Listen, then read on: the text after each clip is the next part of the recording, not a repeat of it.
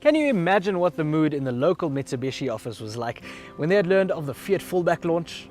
I imagine a few expletives escaped their mouths, followed by utterances around the Japanese practice of harakiri, while the Italians popped bottles of grappa and laughed heartily.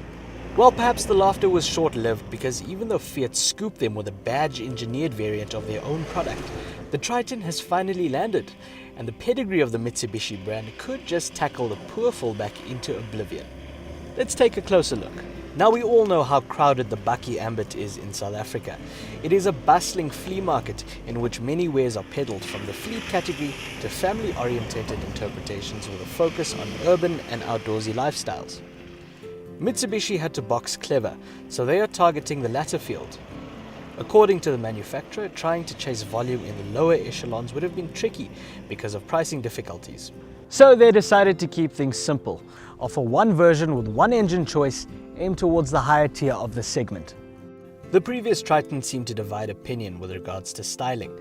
Many criticized its streamlined shape and opined that it was not butch enough for a Bakkie.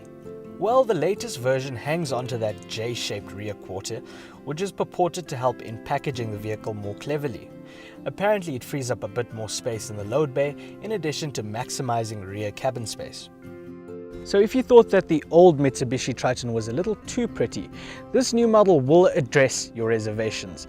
Viewed from the front, it's pretty ugly. Millennials who grew up playing Tekken on PlayStation might even say it has a face like Yoshimitsu. It's a Yoshi Mitsubishi. There is but one specification level with the new Triton, and that's the "let's give the customer everything" specification level, which is great. Standard kit includes leather upholstery, Bluetooth, cruise control, a reverse camera, and pretty much every other amenity one expects from a car in 2017. This digital face seems a decade out of date, however, with a grainy display and fiddly operation.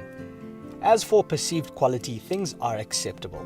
Nothing spectacular, but certainly not nasty or offensive if you're the kind of buyer who likes to run a hand over panel surfaces from time to time. It's certainly nicer than an Isuzu KB, but I'm afraid the Toyota Hilux, Ford Ranger and Volkswagen Amarok do a better job of conveying a premium air. But I feel as if those gripes could almost be forgiven when you experience the extent of the investment made beneath the skin. I can confidently assert that the Triton rides as good as, if not better than, some of the lauded offerings in this category. Of course, we'd have to line them up for a more conclusive verdict, and we will do so soon. But initial impressions are positive.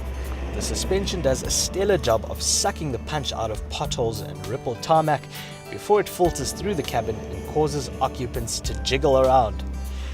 And this level of comfort does not result in a compromise with off-road capability. As our file footage will now prove, the Triton is capable of axle articulation that would impress the most flexible of contortionists.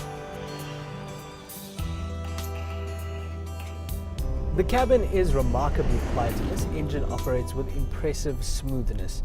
There is just one choice, a 2.4-litre turbocharged diesel, and outputs are par for the course really, with 133 kilowatts and 430 Newton meters of torque. In both 4x2 and 4x4 guises, you can pick between a 6-speed manual or a 5-speed automatic.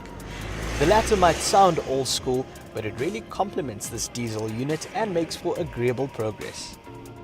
It is worth noting that the Triton shares a platform with the forthcoming new Nissan Navara, and these underpinnings will also do duty in the Mercedes-Benz X-Class and Renault Alaska. So we must address a certain elephant in the room. The fact that the equivalent product from Fiat undercuts the Triton considerably in price. But counting against that model is the lack of an automatic transmission. The Triton range begins at 479,900 Rand for the 4x2 manual, while the 4x4 automatic costs 559,900 Rand. Then there's the obvious weight that the Mitsubishi emblem holds in the Bakkie fraternity. The manufacturer claims that 93% of Mitsubishi customers end up buying another Mitsubishi, and I'm not too sure if the Fiat figure is as impressive. So the Mitsubishi Triton. It's a curious looking thing, and while it might not lead the pack in terms of interior plushness, it is engineered superbly where it counts.